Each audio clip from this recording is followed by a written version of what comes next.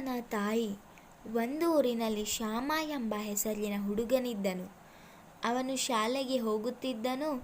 ಅವನು ಒಂದು ದಿನ ತನ್ನ ಗೆಳೆಯನ ಪುಸ್ತಕವನ್ನು ಕದ್ದು ತಂದು ತನ್ನ ತಾಯಿಗೆ ತೋರಿಸಿದನು.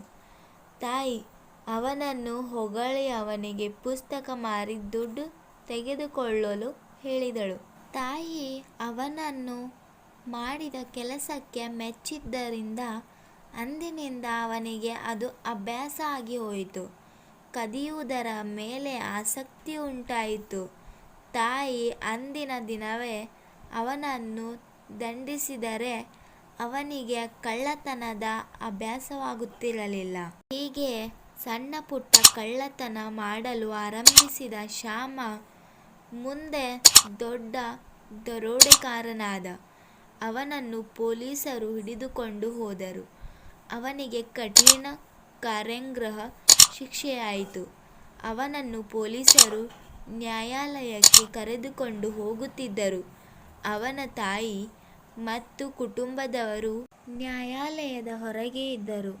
ಶ್ಯಾಮನು ಜಾಗ ಮಾಡಿಕೊಂಡು ಬಂದು ತನ್ನ ತಾಯಿಯ ಎದುರಿಗೆ ನಿಂತು, ಈಕೆ ನನ್ನ ತಾಯಿ.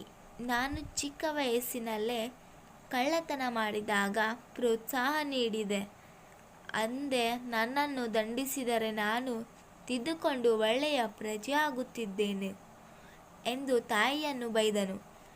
ಪ್ರತಿಯಾಗಿ ತಾಯಿಯು ತನ್ನ ಮಕ್ಕಳಿಗೆ ಸನ್ಮಾರ್ಗವನ್ನು ತೋರಿಸಿ ಅವರು ಉತ್ತಮ ಪ್ರಜೆಯಾಗಲೆಂದು ಪ್ರಯತ್ನಿಸಬೇಕು.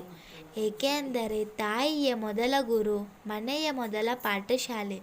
ಅಂತಹ ತಾಯಿ ಮಕ್ಕಳ ದುಷ್ಟ ಚಟುವಟಿಕೆಗಳಿಗೆ ಪ್ರೇರಣೆ ನೀಡಬಾರದು. ನೀತಿ, ಉತ್ತಮ ನಡತೆ, ಸನ್ಮಾರ್ಗಕ್ಕೆ ದಾರಿ.